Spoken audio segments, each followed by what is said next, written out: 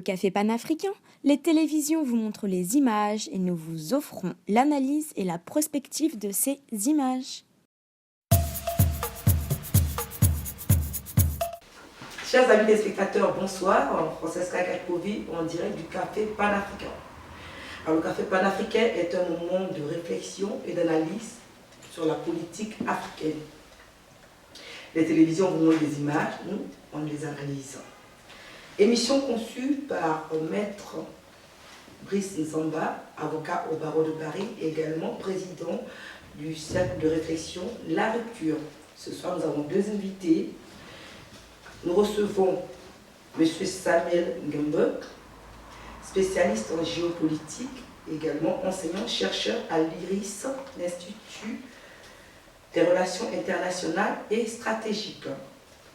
Nous recevons également M. Basten Mubamba, doctorant en communication politique et secrétaire général adjoint de l'Association internationale des droits de l'homme, l'AIDH. Il est également l'auteur de l'ouvrage Fierté Noire. C'est un recueil poétique disponible aux éditions L'Harmattan. Alors, instant café. Le café, certains le préfèrent noir, d'autres le préfèrent au lait, sucré ou non. C'est ce que nous allons découvrir ce soir.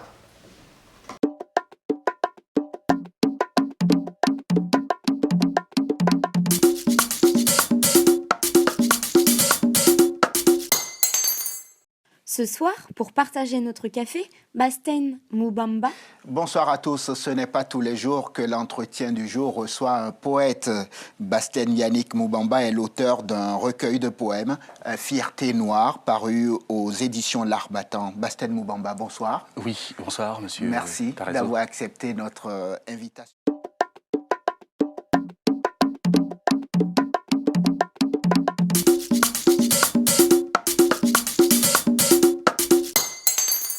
Et si présent, Samuel Ngembok. Bonsoir à tous. L'invité de l'entretien du jour est docteur en sciences politiques, expert en prévention de conflits, docteur Samuel Ngembok. Bonsoir. Bonsoir. Merci d'avoir accepté notre invitation.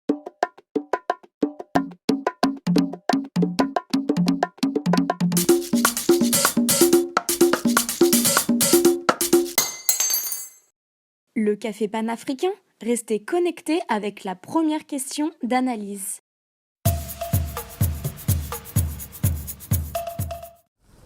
Le président Thomas Boni Yayi a voté. Tout comme les 4 700 000 électeurs, le chef de l'État béninois s'est rendu aux urnes ce dimanche 6 mars 2016 pour élire le prochain président parmi les 33 candidats en lice. Je suis encore là, citoyen, je rentre dans la vie civile.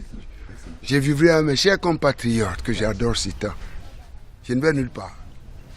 Nous continuerons de mener le combat ensemble contre cet ennemi commun. Il y a un seul, le seul, c'est la pauvreté. La pauvreté. Donc ce n'est pas un testament de celui-là qui sent sa mort prochaine, non. Je ne sais pas si c'est dans ce sens que vous mettez cela, mon cher jeune frère. Yaïboni supporte très bien. C'est vrai, il y a quelques... Comment dirais-je? C'est noir, ce philosophe qui dit nous sommes tous des malades qui s'ignorent. C'est bien ça, non? Je me porte très bien. Et je pense que la nation a encore besoin de moi. Je vivrai avec mes très chers compatriotes et ensemble nous allons travailler pour en finir avec cet ennemi commun, la pauvreté. Les Béninois se rendent en effet aux urnes dans le cadre du premier tour de la présidentielle. 13 106 postes de vote ont été installés un peu partout dans le pays. L'Union africaine a dépêché une quarantaine d'observateurs. La CEDEAO ainsi que plusieurs organisations nationales et internationales de la société civile suivent également de près ce scrutin. Je pense que tout se passe dans de bonnes conditions pour le moment. Ce que nous avons constaté, on a visité déjà un premier bureau de vote. On est au niveau du second bureau de vote. Les gens sont en file indienne. Et puis tout est calme. Les gens votent calmement et dans l'ordre. Lors des préparatifs de ce scrutin, le problème majeur qui s'est manifesté était lié au manque de cartes d'électeurs de 2016. La commission électorale a finalement décidé samedi d'autoriser les électeurs qui n'ont pas la nouvelle carte à voter avec l'ancienne, c'est-à-dire celle de 2015, sur l'ensemble du territoire. Le dépôt des candidatures à l'élection présidentielle du 10 avril au Tchad s'est achevé lundi 29 février 2016. Au total, 23 leaders politiques, dont 4 femmes, se sont présentés à la commission électorale. Ces derniers se disputeront les près de 5 millions d'électeurs qui seront invités à voter. Le Conseil constitutionnel dispose désormais de 5 jours pour se prononcer sur la validité des dossiers. Le Conseil constitutionnel, il faudrait que celui qui donnera quand même la liste officielle des futurs candidats, quitte à chacun savoir comment il va aller. Mais moi, je pense qu'il y a un problème clé qu'il faut résoudre, c'est la distribution des cartes électorales. Combien de cartes vont être reprises pour amender et corriger? Il faudrait clarifier pour permettre à ce que la campagne se déroule normalement. Dans un communiqué publié lundi 29 février, le Conseil constitutionnel avait précisé que seul un dépôt de dossier confirmait la candidature des prétendants à la magistrature suprême. Ils sont nombreux à solliciter la confiance des électeurs tchadiens. Le chef de l'État, Idriss Déby Itno, au pouvoir depuis 25 ans, est candidat à sa propre succession, représentant son parti, le Mouvement patriotique du salut, MPS. Il fera face à une vingtaine d'opposants et autres candidats indépendants, notamment le chef de file de l'opposition, Saleh Kebzabo, l'ancien Premier ministre Joseph Dadnadi, ou encore Mahamat Ahmad Alabo, candidat du PLD, le parti que dirigeait Ibni Oumar Mahamat Saleh, l'opposant disparu en 2008. Chaque parti avait mis son projet politique de manière ouverte et qu'on essaie d'analyser, on pourrait dire vraiment que tu dis la même chose, tu dis avant tout la même chose, pourquoi vous ne pouvez pas prendre le même chemin et puis aller aux élections que de multiplier les candidatures. Les problèmes qui minent le Tchad, on le connaît. La réponse que tel donnera à la résolution du problème ne sera pas différente de tel ou tel. Et donc moi je pense que si on avait peut-être 5 ou 6 candidats, ça pourrait être l'idéal. Il y a 23 candidats. Combien la Cour constitutionnelle va retenir? Mais je pense que c'est quand même trop. Tous les regards sont donc tournés vers le Conseil constitutionnel du Tchad qui aurait déjà invalidé la candidature de 2 candidats.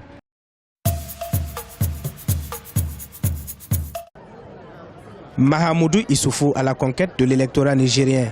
Ce mardi 2 février 2016, le président sortant Mahamoudou Issoufou, qui brigue un second mandat, est allé à Filingué dans la région de Tillabéri, ville où est détenu le candidat Amadou, son ancien allié, pour un meeting de campagne. Dans cette localité, il promet de lutter efficacement contre l'insécurité alimentaire dans le pays.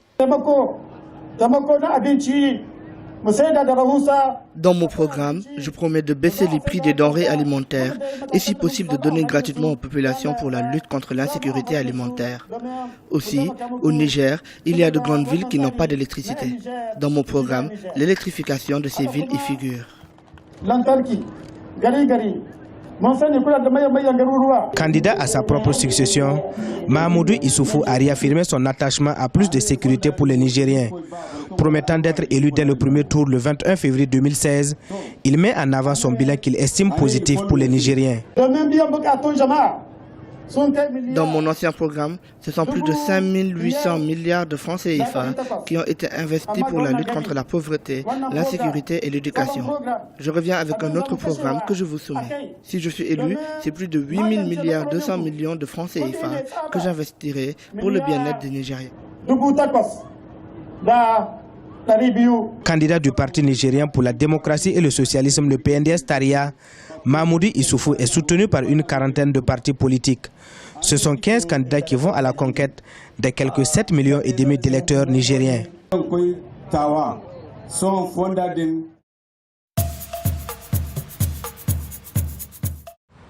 En août 2016, le Gabon organisera une élection présidentielle aux enjeux capitaux. À ce jour, 3 candidatures ont été déclarées officiellement, dont 2 de l'opposition et une du parti au pouvoir. À quelques mois de ce scrutin, les états-majors s'organisent et les candidats peaufinent chacun leur stratégie, à l'image de Pierre Claver Maganga Moussavou. Les enjeux, c'est véritablement arriver au changement de système et pas au changement d'homme.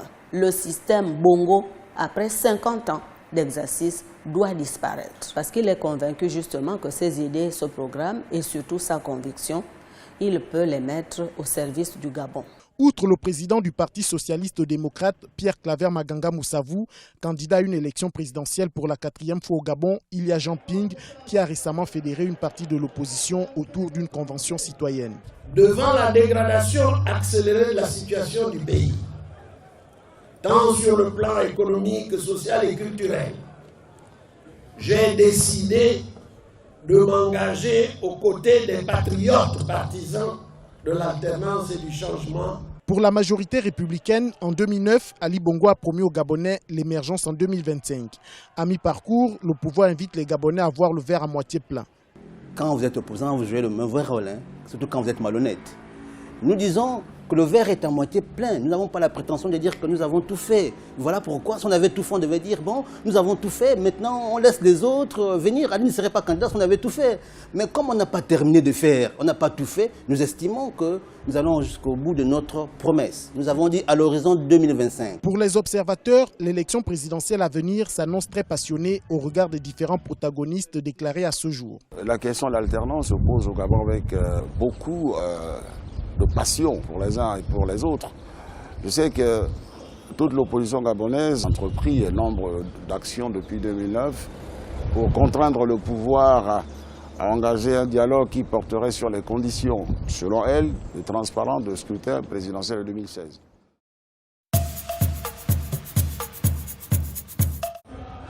La campagne pour la présidentielle du 20 mars en République du Congo sera lancée le vendredi 4 mars.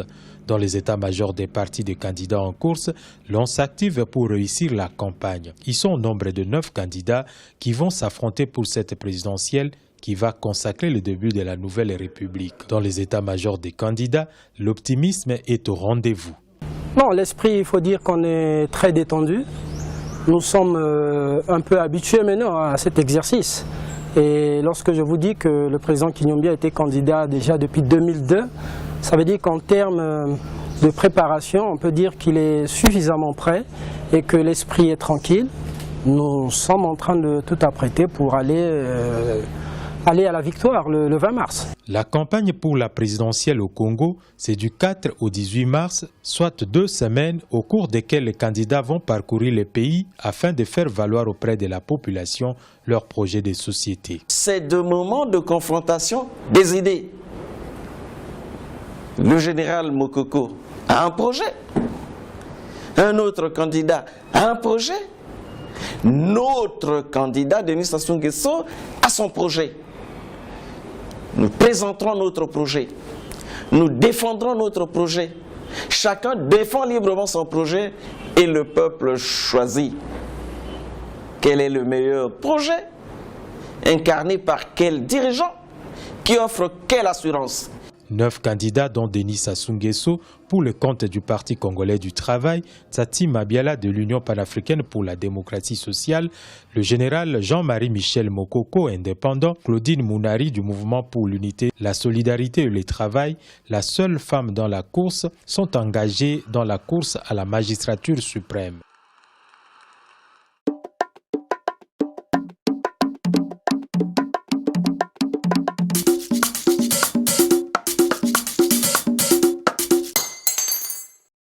Le Café panafricain, les télévisions vous montrent les images et nous vous offrons l'analyse et la prospective de ces images. Mesdames, Messieurs, de retour sur ce plateau, nous allons commencer notre émission. Messieurs, parlez-nous un peu de vous. Samuel? Oui, merci de me passer la parole. Je suis Samuel Gembok, je suis enseignant et chercheur à l'Institut de Relations internationales et stratégiques de Paris, IRIS. Je suis par ailleurs responsable des programmes de formation et de recherche à Thinking Africa, un institut consacré aux études et aux réflexions sur la paix sur le continent africain. Voilà globalement ce que je fais. D'accord. Parlez-nous un peu de l'IRIS, s'il vous plaît. Alors, l'IRIS est un think tank, c'est un établissement d'enseignement privé qui s'est consacré essentiellement à réfléchir et à enseigner les relations internationales à un très haut niveau, puisque les étudiants qui y intègrent avec un minimum de licence pour les Master 1, et ceux qui ont les Master 1 intègrent l'IRIS à partir du Master 2. Donc c'est un établissement d'enseignement supérieur privé qui enseigne les relations internationales, et il y a un volet recherche qui est consacré essentiellement à la recherche, et c'est ce qui permet d'ailleurs à l'IRIS d'être répertorié par les grandes organisations internationales comme étant l'un des think tanks les plus réputés, les plus renommés dans le monde. Merci. Merci. Pastel. Alors, tout d'abord, je voudrais remercier le réalisateur, le concepteur de cette émission, Maître Brice Nzamba, qui m'a fait l'honneur de m'inviter sur ce plateau. Donc, je suis Bastien Yannick Moubamba, je suis doctorant en communication politique. Je suis également, à mes heures perdues, écrivain. Voilà, donc j'ai publié tout récemment un recueil de poèmes aux éditions L'Harmattan. Donc, le titre de ce recueil, c'est Fierté Noire. D'accord, parlez-nous un peu de ce recueil, s'il vous plaît. Alors, Fierté Noire met principalement en exergue la question de l'identité noire dans la globalisation. Donc, c'est un ouvrage moderne, mais qui ne ferme pas la porte à ce qu'est véritablement l'âme noire, parce que les noirs viennent de quelque part. Donc, l'âme noire ne doit pas être conçue dans une forme d'autarcie, mais c'est plutôt une ouverture. C'est ce que Léopold Sédar Senghor appelait le Negersein, l'être noir qui est une empathie heureuse avec le monde. Donc, voilà un peu, de façon brève, ce sur quoi porte ce recueil poétique. Parfait, merci. Brice? Oui, écoutez, je suis Maître Brice Nzamba, je suis avocat au barreau de Paris et président du cercle de réflexion La Rupture, cercle de réflexion avec lequel j'organise chaque année des conférences sur des thématiques d'actualité africaine pour essayer un peu d'analyser, aussi de penser l'avenir. Et donc voilà, c'est ce que je fais en tout cas. Je prends beaucoup de plaisir à échanger, à partager avec des amis africains et aussi qui ne sont pas africains. Et voilà ce que je fais. Je précise encore une fois que Brice Nzamba est le concepteur de cette émission. D'où vous avez cette idée? Oui, avec vous. D'où vous est venue cette idée? Donc en fait, je me suis dit qu'aujourd'hui on vit dans un moment de modernité où les réseaux sociaux comptent beaucoup. Et il y a des gens qui regardent toujours la télé, mais en général la télé, elle donne les faits, notamment les journaux télévisés donnent les faits, donnent les images, mais il manque l'analyse rétrospective, prospective. Et donc l'idée de cette émission, c'est précisément de faire des analyses sur les images que la télé nous offre. Ce sont des images souvent qui sont brutes, et donc nous ici, l'enjeu c'est de pouvoir analyser. Tout à fait. D'ailleurs, l'année 2015-2016, ces 2 années ont été deux années consacrées aux élections en Afrique. Vous avez un mot à dire par rapport à cela, Samuel? Qu'est-ce que vous en pensez? Oui, ce qu'il faut relever, c'est qu'effectivement, 2015 et 2016 sont des années qui connaissent des situations toutes particulières sur le plan politique, parce que il y a des États, nombreux sont ceux qui doivent élire un nouveau dirigeant dans le pays. Il y a eu l'année dernière plusieurs élections, une bonne dizaine, et cette année 2016, il y a déjà des élections qui ont eu lieu, il y en aura encore, il y a des processus électoraux qui sont en cours, il y a des élections qui vont être organisées le mois prochain, il y a des échéances prévues ce mois-ci, il y en a jusqu'à la fin de l'année, jusqu'en décembre. Et donc ce qu'on peut relever, c'est que, bien évidemment, la question qui se pose sur le continent, c'est celle de savoir si finalement le continent évolue vers plus de démocratie. Effectivement, la réponse doit être complètement nuancée, parce qu'il y a des pays qui sont beaucoup plus avancés sur le plan de la démocratisation que d'autres. Il y a des pays qui se sont érigés comme des bastions même de la démocratie en Afrique. On parle du Bénin. Le Bénin a connu des échéances, est en pleine situation électorale, et c'est un pays qui a une longue expérience de démocratie depuis les années 90. Il y a des pays comme le Sénégal, bien évidemment, dont les échéances électorales sont prévues ultérieurement, mais qui est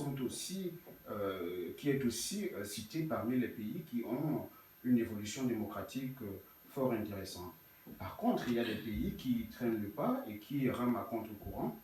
Il y a eu des échéances électorales l'année dernière. Parmi celles-ci, il y a des pays qui ont réussi leur pari, c'est-à-dire que les élections ont été organisées, les organes en charge de l'administration des processus électoraux ont parfaitement fait leur travail. Les normes et les mécanismes qui ont été arrêtés ont suscité l'adhésion des différents acteurs politiques.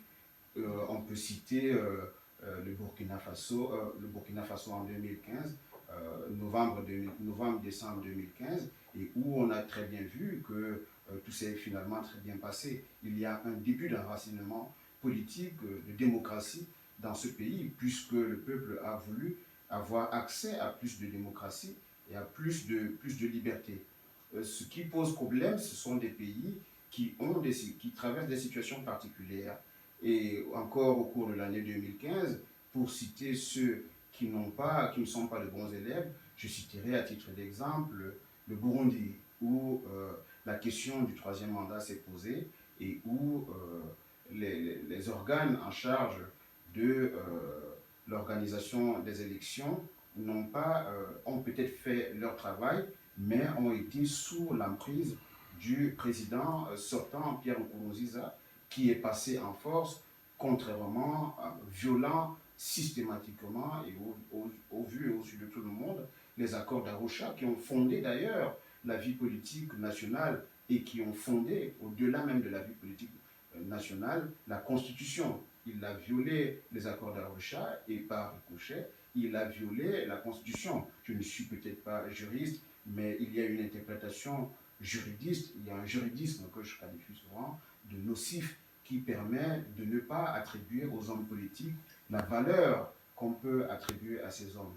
Et il y a une certaine typologie établie par certains grands penseurs qui pensent qu'effectivement, il y a trois types d'hommes en politique. Il y a des hommes politiques, il y a des politiciens et il y a des hommes d'État. Et donc, Pierre Nkurunziza n'est qu'un petit politicien et donc il n'a jamais finalement porté le costume d'un homme politique, encore moins d'un homme d'État. Donc voilà globalement la situation politique sur le continent. Il y a des évolutions, il y a des pays qui sont à mi-parcours où le processus est en voie de consolidation. Et il y a des pays qui rament à contre-courant en violant systématiquement la Constitution et en la modifiant au bon gré de ceux qui sont au pouvoir. Très bien, merci. Bastien. Alors, oui, effectivement, en 1989, l'ancien Premier ministre du président Mitterrand se posait la question si l'Afrique était véritablement prête à accéder à la démocratie. Plus de 20 ans plus tard, on se rend bien compte que, effectivement, comme l'a si bien souligné mon voisin, oui, effectivement, certains pays ont intégré véritablement, disons, les règles du processus démocratique. Maintenant, reste à savoir si les élections aujourd'hui, organisées comme elles le sont actuellement par certains États africains, eh ben, sont, disons, des moyens d'expression d'une certaine souveraineté. Parce que par-delà l'élection, eh ben, on se rend bien compte aujourd'hui qu'il y a un débat autour de la souveraineté, parce qu'il y a des élections qui se passent dans un calme olympien, mais il y a également des élections qui suscitent des remous. Et mon cher confrère l'a si bien dit. Effectivement, aujourd'hui, il y a des États qui, malheureusement, sont les mauvais élèves de la démocratie. Et reste à savoir pourquoi ils sont les mauvais élèves. Et dès l'instant que l'on réfléchit sur cette question, on se rend bien compte effectivement qu'une élection désormais organisée sur le continent africain a plusieurs implications géopolitiques et géostratégiques. Parce que à l'issue d'une élection, eh ben, s'il y a alternance politique à la tête de l'État, eh ben, il y a également une restructuration, disons, de la classe dirigeante. Donc aujourd'hui, on se rend bien compte que certains pays africains qui demeurent des chasses gardées des multinationales, eh ben, font tout simplement office de camembert pour certaines puissances occidentales et même asiatiques qui jouent sur les élections pour, disons, s'accaparer de certaines parts de marché. Donc, tout compte fait, je pense que les prochaines élections qui auront lieu sur le continent et même les élections qui ont déjà eu lieu entre-temps, eh ben, nous dirons véritablement si cette Afrique que l'on pense souveraine a son mot à dire dans le choix de ses dirigeants et dans le renouvellement de sa classe politique. D'accord, très bien, merci. Après, partagez-vous ces avis? Oui, bah, il faut dire que nos amis, chacun avec sa sensibilité, a a montré un peu des moments de construction de la démocratie en Afrique. Je vois que notre ami Samuel a montré un peu la première vague de démocratisation, les résistances auxquelles on assiste aujourd'hui. Et notre ami Basten, il se soucie plus par rapport à sa sensibilité sur la souveraineté, c'est-à-dire que toute la question de la souveraineté, l'enjeu de la démocratie ou des élections doit-il tourner autour de la souveraineté et tout. Alors moi, je dirais que l'Afrique aujourd'hui est en train, contrairement à ce que pensait le président Jacques Chirac à l'époque, que l'Afrique n'est pas mûre pour la démocratie. Bon, après, moi je ne suis pas trop critique sur cette phrase parce qu'il faut bien la comprendre. Quand Jacques Chirac dit ça, il ne dit pas que l'Afrique n'est pas... quand il dit que la démocratie est un luxe pour l'Afrique, il ne veut pas dire que l'Afrique ne peut pas exercer la démocratie. Il veut dire que pour l'instant, parce que le luxe, ça veut dire qu'il y en a qui peuvent se l'offrir et d'autres qui n'ont pas encore les moyens. Donc il voulait dire par là, à cette époque, à mon sens, qu'il faut que les Africains se donnent les moyens de pouvoir obtenir de pouvoir exercer et réaliser cette démocratie chez eux. Puisque au moment où il disait ça, ce n'était pas encore à la portée de tous. Mais maintenant, moi je dirais qu'il y a eu des moments dans l'instauration de la démocratie en Afrique. Il y a eu la vague des conférences nationales après la chute du mur de Berlin. Donc la vague des conférences nationales, c'est là où on a vu, il y a des pays qui sont restés constants. Mon ami Samuel l'a évoqué pour le Bénin, puisque le Bénin dès 90 par là, pareil que pour nous en République du Congo, le Mali aussi je crois, il y a eu des États qui dès 90, c'était quasiment dans tous les États d'Afrique subsaharienne, il y avait une volonté de pouvoir récupérer, que le peuple récupère sa souveraineté et l'exerce de façon pluraliste et de façon démocratique. Donc on a eu des conférences nationales qui ont mis en place les institutions démocratiques qui devaient fonctionner dans le respect d'une constitution démocratique. Il y a eu des États qui ont persisté dans cette voie, donc il y a le cas du Bénin, le Mali avec des contre-coups, mais il y a eu d'autres États qui ont eu des difficultés. C'est-à-dire qu'il y a le premier moment de l'instauration de la démocratie avec les conférences nationales, et puis on assiste à un deuxième moment qui est le moment des résistances à ces mouvements. Alors le moment de résistance, c'est précisément au moment où des chefs d'État se sont dit qu'ils ne peuvent ne plus faire avec la donne démocratique. Maintenant, il faut trouver comment, tout en disant qu'on est démocrate, en disant que le pays est démocratique, comment se maintenir au pouvoir. Et ces chefs d'État jouant avec les armes de la démocratie, notamment le référendum, utilisent ces armes démocratiques pour pouvoir se maintenir au pouvoir. Donc quand les constitutions limitent les normes de mandat, ces chefs d'État utilisent les armes de la démocratie. Pourquoi? Parce qu'ils contrôlent ces armes qui ne sont plus véritablement démocratiques, puisque c'est détourné de leur finalité. La Commission nationale d'élection détournée de sa fonction, de sa finalité, la loi électorale détournée de sa finalité, et ça sert les intérêts des personnes bien précises. Donc ça fait qu'on assiste aujourd'hui, en tout cas récemment, à des mouvements de résistance. On a vu ça notamment au Burkina Faso. Blaise Compaoré a voulu résister, mais le peuple burkinabé a été plus fort. On a vu ça au Congo-Brazzaville, le président Denis Sassou Nguesso, finalement, avec son référendum, il a pu faire passer son projet. Et aujourd'hui, donc, les élections qui vont se dérouler, je pense que le peuple, il appartient aux peuples africains de pouvoir veiller sur sa souveraineté et de se dire que son expression démocratique est sincère. Voilà, parce qu'en parlant d'élections, les élections, c'est bien, mais encore faut-il que l'expression démocratique soit sincère. Donc il faut que le vote du peuple soit le vote le vrai. Alors, il ne faut pas qu'il y ait fraude, parce que quand il y a fraude, il y a un problème de sincérité. Et donc moi je pense que ce qui se joue aujourd'hui, c'est déjà le renforcement du sentiment démocratique. Parce que ça, c'est un aspect positif. Parce qu'aujourd'hui, même si on conteste les élections, il n'en demeure pas moins qu'aujourd'hui, il faut nécessairement organiser des élections. Ça, c'est un acquis. Donc, à une époque, ce n'était pas possible. Donc, il y a des acquis démocratiques aujourd'hui. Il reste à se battre pour qu'il y ait plus de sociétés civiles en Afrique. Parce qu'en Afrique, c'est trop politisé. Il faut qu'il y ait plus de gens qui s'engagent au sein de la société civile, qui n'ont pas forcément d'ambition politique pour veiller à l'avancement de la liberté. C'est la première analyse qui me vient à l'esprit. Oui, je peux ajouter 2 ou 3 petites choses sur... D'abord, au niveau de la souveraineté, comme mon cher Bastien le soulignait, et ensuite sur les éléments orientés vers la fraude électorale.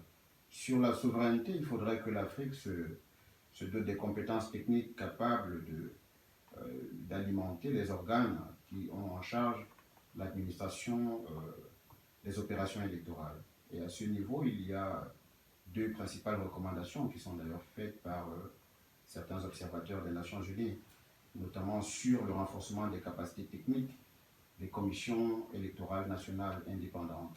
On se rend compte que depuis 1990, au Gabon par exemple, c'est suite aux accords de Paris que les hommes politiques du pays ont décidé de mettre en place une commission électorale nationale indépendante.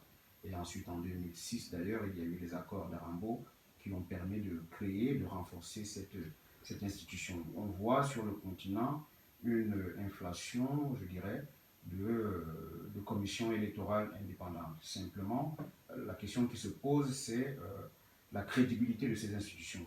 Ces organes sont, pour l'essentiel, du point de vue des acteurs de l'opposition, restent trop inféodés au pouvoir en place. Et le mode de désignation des membres de ces commissions électorales doit principalement attirer l'attention des gouvernants.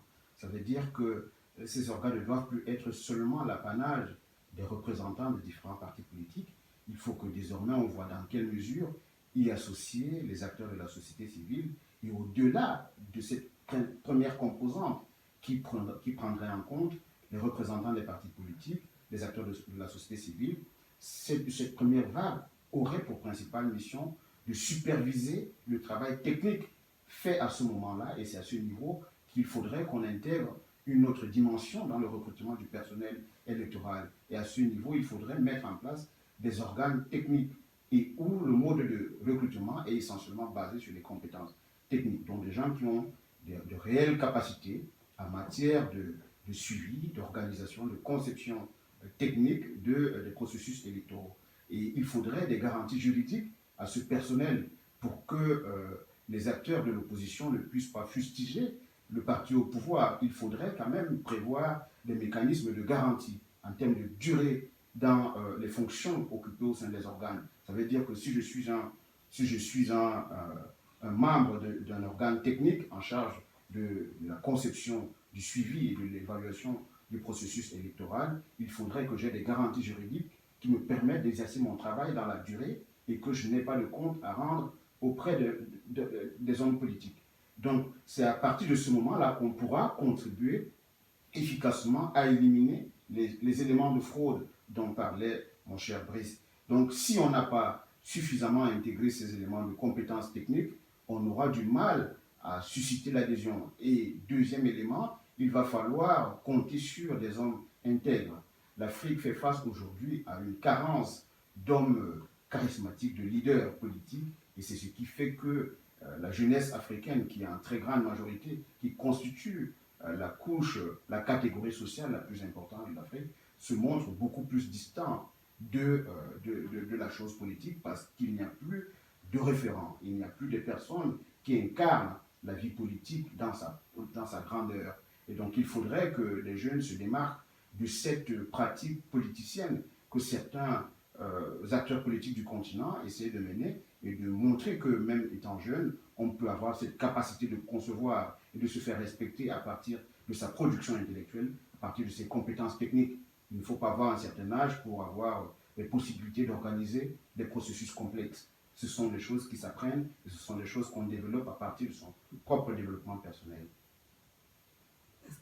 Alors moi je voudrais également rebondir sur un tout autre aspect, parce que par-delà même, disons, les questions d'ordre géopolitique, par-delà les questions effectivement relatives à l'organisation des élections, eh ben, il y a également, disons, la question des passions politiques, parce qu'aujourd'hui, voilà, ce n'est pas peine perdue que de rappeler que plusieurs élections organisées sur le continent africain et principalement au niveau de l'Afrique centrale ont été émaillées de violences interethnique aujourd'hui, on se rend bien compte que l'ethnie est devenue un prétexte de visibilisation de certaines régions. Il y a quelque temps, j'étais sur un plateau télé avec, disons, un ressortissant camerounais qui défendait l'alternance ethnique à la tête de l'État comme en fait mode de démocratie, comme en fait mode de changement, démocratique. Et donc voilà, aujourd'hui on se rend bien compte effectivement que la démocratie en Afrique, contrairement à ce que disait notre cher ami Tocqueville dans de la démocratie en Amérique, ne se limite plus au fait tout simplement, disons, d'avoir des points de vue fondés sur une idéologie, sur la culture, mais aujourd'hui ça touche même à l'essence de l'être.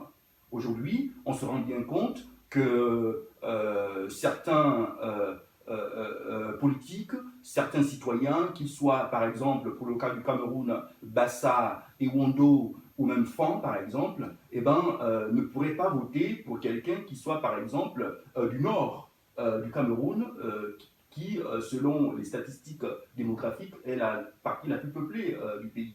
Donc moi je pense véritablement que ce sont les thématiques qui sont vraiment prégnantes à la société africaine. Et pour dépasser ça, il faut quoi en réalité? Parce que à chasser le naturel, il revient au galop. Il faut tout simplement que les peuples africains, que les gouvernements africains puissent penser à un autre type de société. Parce que la situation d'un pays, son positionnement dans l'histoire ne se fonde pas simplement sur en fait, une élection, mais il y a des thématiques, il y a des problèmes qui sont endogènes même, propres à la société africaine. Et ces problématiques-là sont liées tout simplement à quel type de société on aspire. Et moi je pense aujourd'hui que les États africains, quels qu'ils soient, doivent mettre en avant, disons, le type de société assimilationniste en fait. Vraiment, je suis défenseur de l'assimilation. Voilà, parce que je pense qu'aujourd'hui, quand on prend l'exemple du Rwanda, par exemple, qui a connu un génocide sanglant, n'a été possible qu'à travers le fait de défendre bec et ongle, disons, son identité. Et aujourd'hui, par exemple, on a bien vu les dérapages qu'ont causé les questions relatives à l'ivoirité. Le procès de l'ancien président Laurent Gbagbo, qui se tient actuellement, explique un peu, en fait, cette réalité-là. Aujourd'hui, on se rend bien compte qu'il y a un nationalisme réactionnaire, anti-occidental, anticapitaliste, qui tend véritablement à exclure l'autre selon des critères parfois liés à l'identité, parfois à la nationalité, qui est saine sur le continent africain. Moi, je pense qu'aujourd'hui, l'élection, oui, c'est bien, parce que ça permet effectivement au peuple, disons, de célébrer la grande messe du débat politique, mais par-delà l'élection, il y a des problématiques qui parfois ressurgissent comme dans une sorte de subconscient politique et qui, ma foi, peuvent troubler l'ordre social. D'accord. Après écoute de vos trois interventions, je retiens trois choses. L'Afrique a besoin de retrouver sa souveraineté, c'est cela. Cette idée de société civile, justement, pour regard des élections, c'est une idée qui est très, très fructueuse. Et Samuel a parlé de l'importance du développement personnel aussi. C'est ça. Je retiens aussi. Et il a parlé d'intégrité. Je pense que l'Afrique a besoin, surtout pour ma part, de travailler en ce sens-là. J'ai été très enrichie pour cette première partie. Je vous remercie beaucoup. Nous allons enfin passer à la deuxième partie du débat. Café, pause café.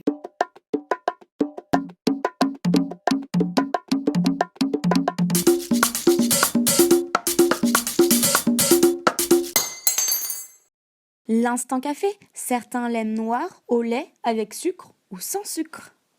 Chers amis téléspectateurs, nous arrivons à notre instant café. Alors Bastien, votre café, vous le préférez noir ou au lait?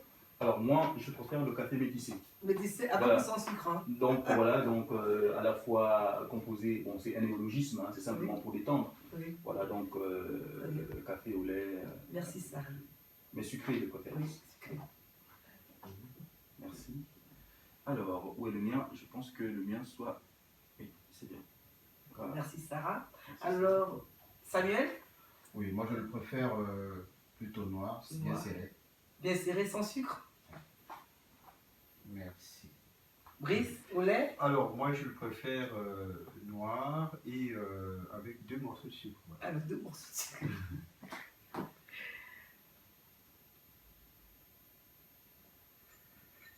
Voilà. Merci Sarah. Alors moi, ça va être café au lait avec sucre. Merci Sarah. Oui, c'est pas tout. Merci. Merci. Alors c'est intéressant quand même les choix qu'on peut faire au niveau du café parce que ça peut quand même aussi d'une certaine manière montrer un peu le profil psychologique un peu des gens. C'est intéressant parce que ce qui m'inspire par exemple le choix de Basten avec un café au lait sucré, on voit que Basten est dans une démarche plutôt d'ouverture.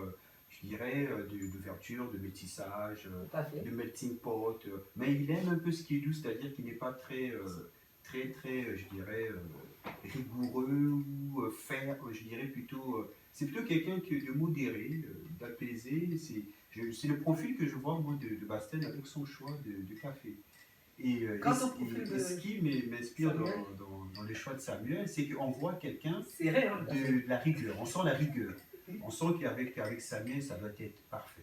Il faut que ça soit carré, parce que son café doit être noir, fort et serré, pas de sucre. C'est-à-dire qu'il peut être doux, mais ce n'est pas nécessaire. Pour lui, il faut que ça soit carré, bien fait, propre, voilà, précis. C'est ça, ça m'inspire ça. Voilà. Tout à fait, c'est ce que je voyais. En ce qui concerne notre café Brice. Alors ben moi, je ne sais pas, parce que c'est un peu complexe de parler de soi-même. Je ne sais pas si... C'est un peu comme le café de Samuel. Puisque vous avez commencé à adresser le profil psychologique, vous pouvez continuer. Il n'est pas loin du café de Samuel. Hein. Moi c'est du café noir, donc pareil, rigueur, fermeté, mais sucré. Donc ça dit que je peux être aussi rigoureux, ferme, mais je peux être aussi souple, voilà. Donc c'est important. Mais moi je pense aussi que cela démontre à suffisance votre rectitude intellectuelle, maître. J'espère. C'est-à-dire qu'en tant qu'avocat, vous aimez bien la règle de droit. Ah oui, la règle est très importante.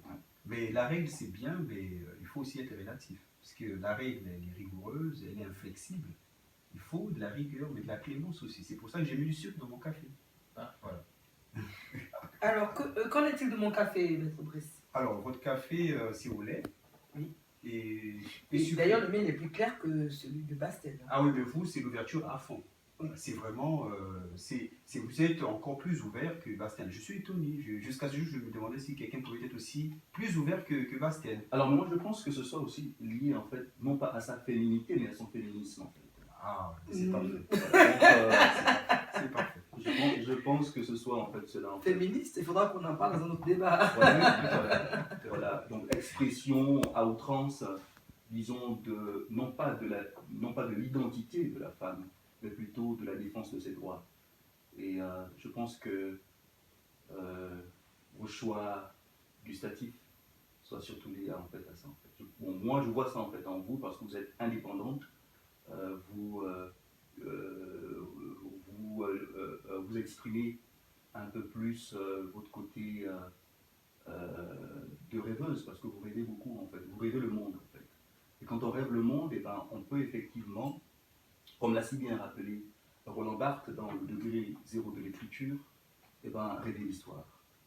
Et je pense que vous êtes une rêveuse de l'histoire, tout comme moi d'ailleurs, c'est ce qui nous rapproche. Vous aurez bien remarqué qu'avec un café, on peut découvrir beaucoup des gens qui nous entourent. Faisons attention au choix des cafés. Et le propos ici dans cette émission, c'est que l'instant café, c'est le moment où on se découvre, où on se connaît, au-delà un peu des analyses.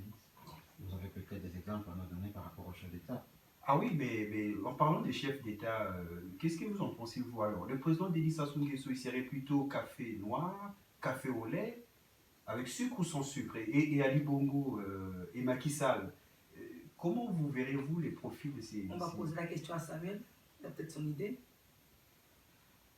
C'est des gens que je ne côtoie pas tous les jours, donc il est difficile de savoir exactement qui ils sont, mais vu de l'extérieur, je pense que Ali Bongo serait quelqu'un de flexible, d'ouvert, parce qu'il y a quelque part cette volonté de s'ouvrir. Il ne s'attache pas au souverainisme, c'est-à-dire que la question de l'ethnie l'intéresse beaucoup moins.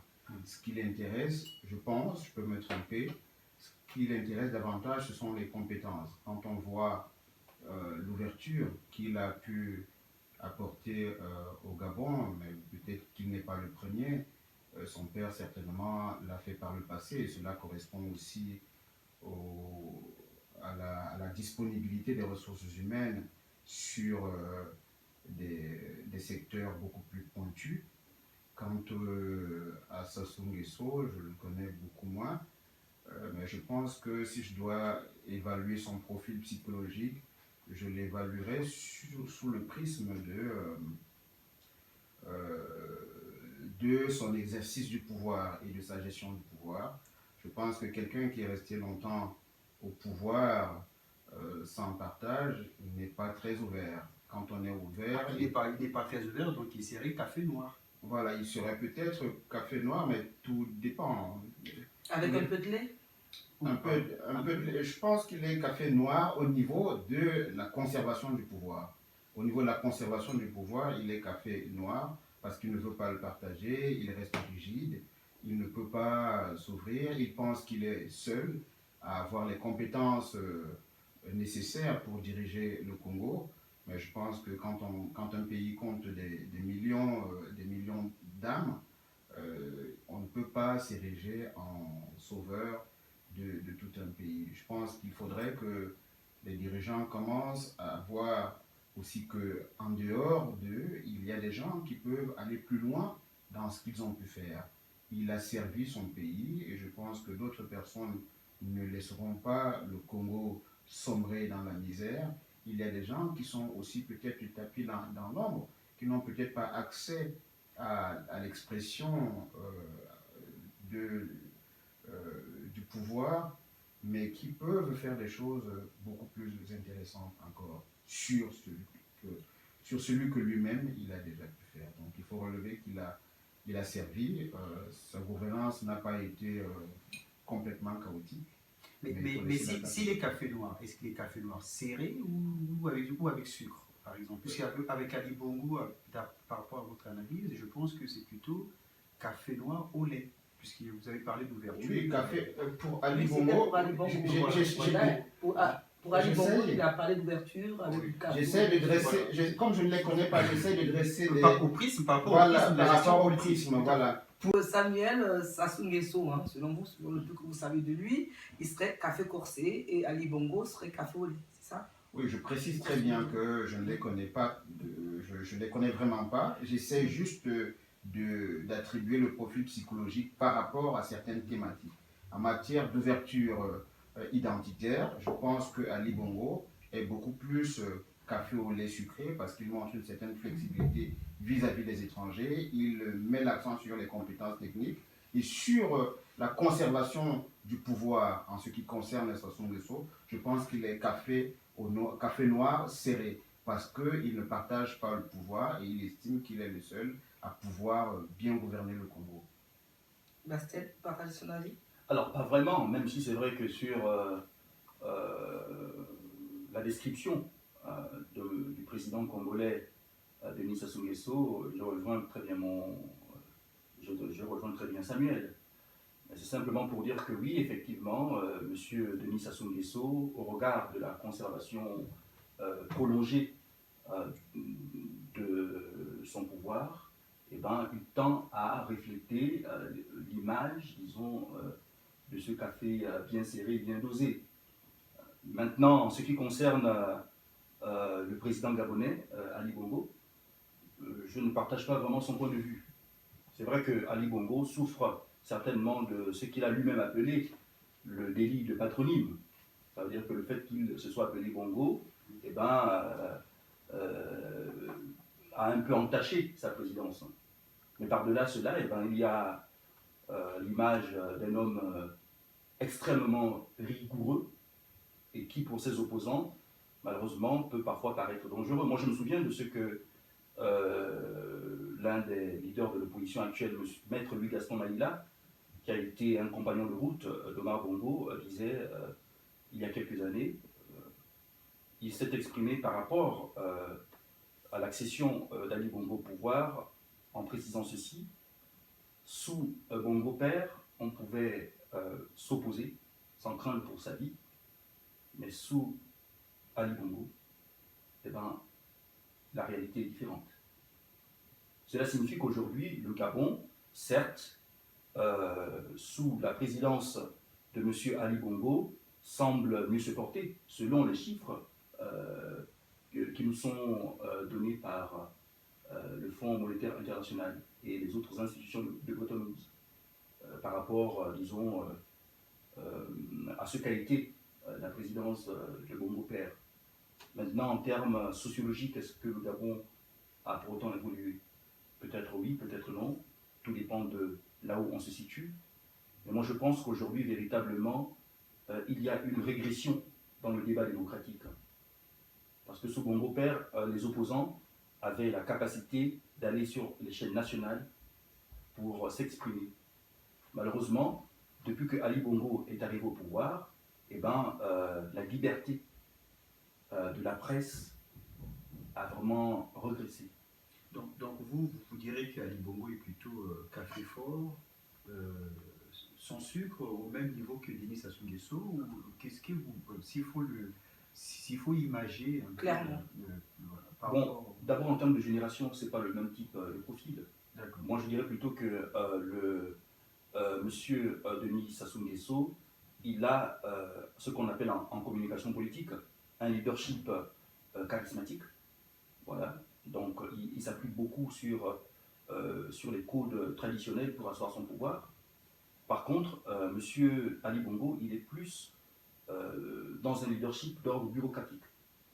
Ça veut dire que pour lui, par exemple, on le voit encore actuellement, il s'attache, il s'agrippe à l'idée de conserver le parti État qu'est le PDG.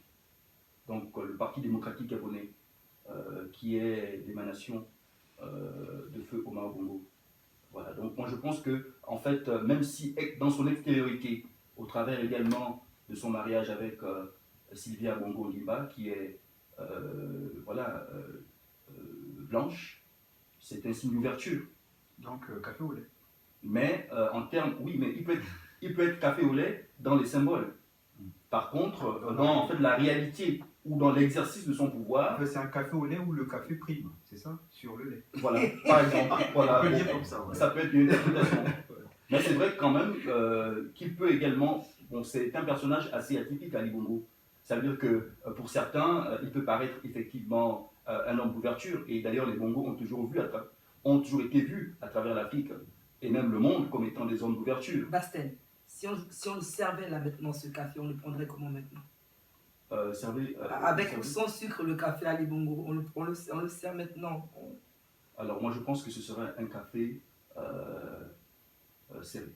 Corsé. Sans sucre. Il est définitif. Donc en fait, il n'y a pas effectivement de différence entre Denis Sassou Nguesso et Ali Bongo. Donc c'est qu'une différence de tasse, c'est ça? Voilà. Une différence des tasses. Voilà. Okay, donc, très belle analyse. Nous allons passer à la deuxième partie de notre débat qui concerne la sécurité sur le continent africain.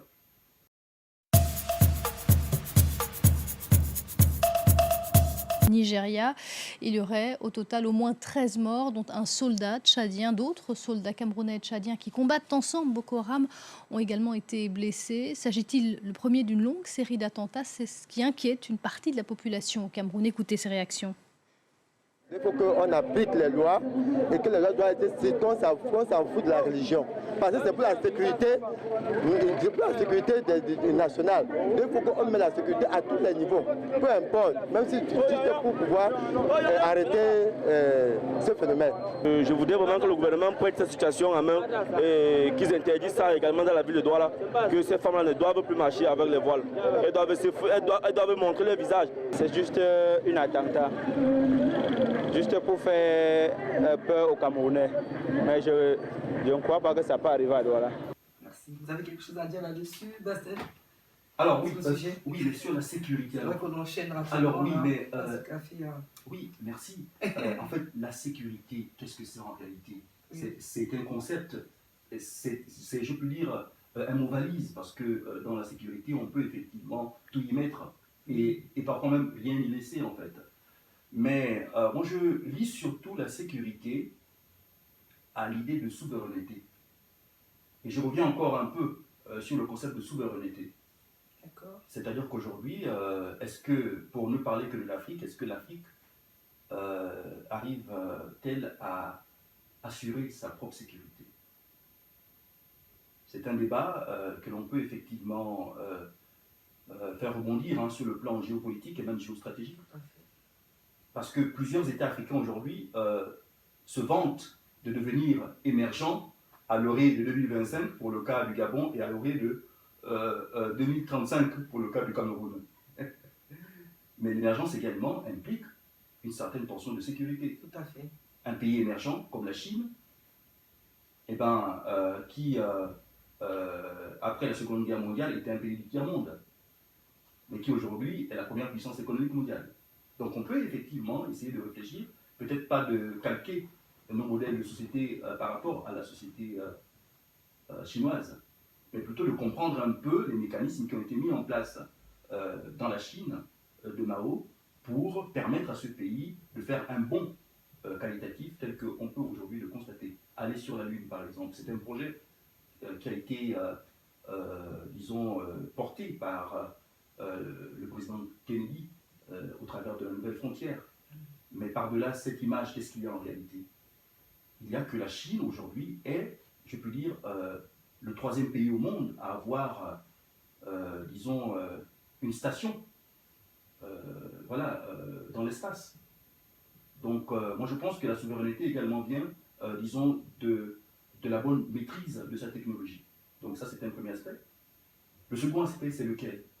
Mais la souveraineté également tend à non seulement exprimer, sa souveraineté internationale, mais aussi à avoir la capacité de défendre son intégrité territoriale. Et quand on regarde aujourd'hui, par exemple, le cas du Cameroun, pays limitrophe du Gabon, qui est attaqué par des hordes de terroristes, on peut effectivement se poser la question, pourquoi le Cameroun est-il véritablement un pays en possession de ses capacités sécuritaires, ou bien faudrait-il que, de manière collective, les États africains puissent penser la souveraineté, peut-être au sein d'une sorte d'union des peuples, ou de fédéralisme associatif. Mais je pense que la question de sécurité, aujourd'hui en Afrique, ne peut plus se concevoir simplement au sein des frontières de l'État-nation. Mais cela peut traverser les frontières pour atteindre peut-être ce que j'appelle en fait une sorte de sécurité au sein d'une sorte de fédération d'États. C'est-à-dire qu'aujourd'hui, on a des exemples précis au sein de certaines instances sécuritaires à travers les pays occidentaux, par exemple l'OTAN, voilà, qui applique, le principe d'attaque préventive aussi. Ça veut dire que lorsqu'un État occidental est attaqué sur son territoire, ses alliés ont vocation à réagir. Mais face aux attaques de Boko Haram au Cameroun, qu'ont fait les États africains pour venir en aide à ce pays? Qu'ont fait les États africains collectivement pour penser la sécurité à l'échelle transnationale. Parce que le terrorisme, c'est un phénomène transnational qui n'est pas propre à un État. Donc ça veut dire que la question de la sécurité doit d'abord se penser au XXIe siècle relativement aux grands ensembles géographiques. Et aujourd'hui, pour que l'Afrique puisse véritablement jouir de sa souveraineté internationale, eh bien, elle doit penser d'abord sa sécurité collectivement, elle doit penser son développement collectivement, et tout ce qui va avec. On revient encore sur la question de la souveraineté. Tout à fait. Pensez-vous, Samuel? Oui, la question de la souveraineté est essentielle. Mais pour qu'il y ait souveraineté, il faut qu'il y ait des États capables d'apporter un contenu à ce qu'on appelle souveraineté. Je pense que nous, les Africains, nous avons du mal à savoir exactement ce que c'est que l'État. En réalité, on parle de l'État comme un instrument artificiel, où c'est une entité qui est à part. Mais l'État a pour principale vocation de créer le lien social, de l'organiser, de le protéger. Et c'est dans ce processus de création du lien social, d'organisation du lien social, de protection du lien social, qu'on essaye de mobiliser tous les moyens humains, financiers, matériels, intellectuels, pour protéger ce qu'on appelle l'intégrité territoriale. C'est l'État qui en est le principal acteur. Et l'État, c'est la composante essentielle du système international. Donc si un dirigeant arrive à la tête d'un pays et veut créer le favoritisme, le clientélisme, il n'est plus en situation de construire ce qu'on appelle un État. Un État n'a pas pour vocation d'exclure. Un État a pour principale vocation de rassembler, d'entretenir ce vivre ensemble. Et donc, on voit très bien dans les sociétés plus développées, même les handicapés ont besoin de protection. Ce n'est pas pour rien que l'État s'intéresse à toutes les préoccupations, aussi complexes soient-elles. Quand on décide que vous devez construire un immeuble, vous devez prendre en compte le fait que des personnes à mobilité réduite devront avoir accès à cela. Ça veut dire que c'est l'État qui organise tout cela. Les revendications ne viennent pas des populations. C'est l'État qui est soucieux de protéger tout le monde.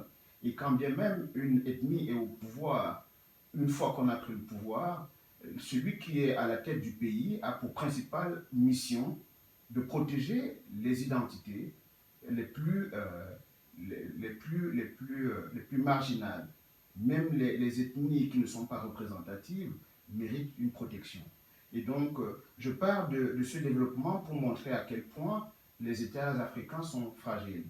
Mobilisation de tous les paramètres intellectuels pour parler de sécurité, il y a un déficit criard en termes de réflexion stratégique sur le continent. Très peu d'intellectuels, quand bien même ils doivent parler de stratégie, s'intéressent tout simplement à des définitions très superficielles, qu'ils ont même du mal à s'approprier à titre personnel. Parce que quand on parle de stratégie, on ne définit pas les concepts comme ça.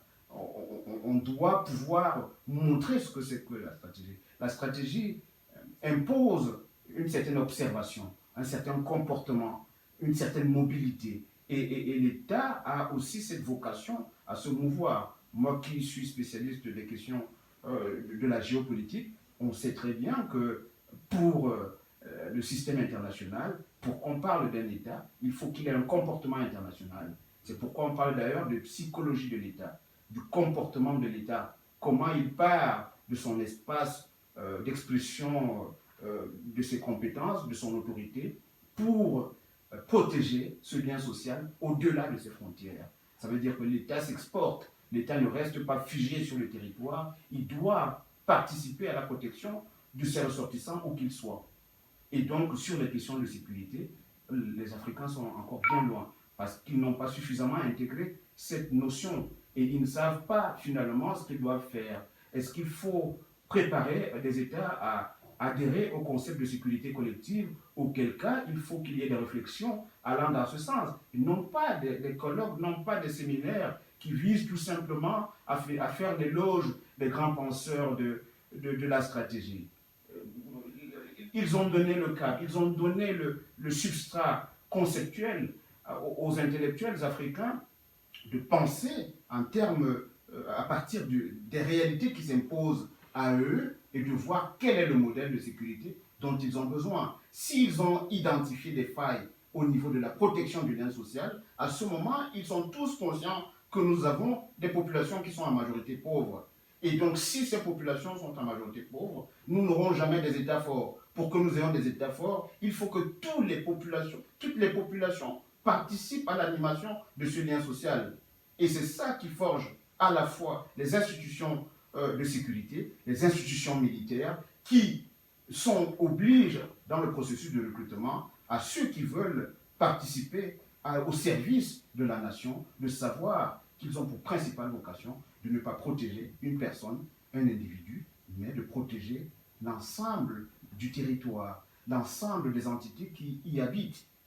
Non pas de ceux qui y habitent aujourd'hui, mais de ceux qui viendront vivre dans cet espace pendant longtemps. Et c'est malheureusement cette absence de vision qui fonde.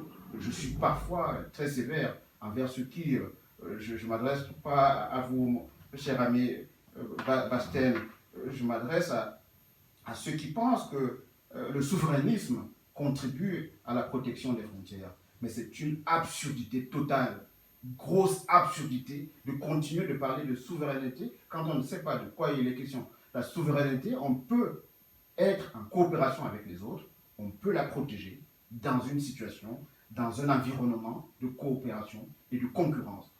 Alors donc, très rapidement, je voudrais revenir sur le lien social évoqué par Samuel.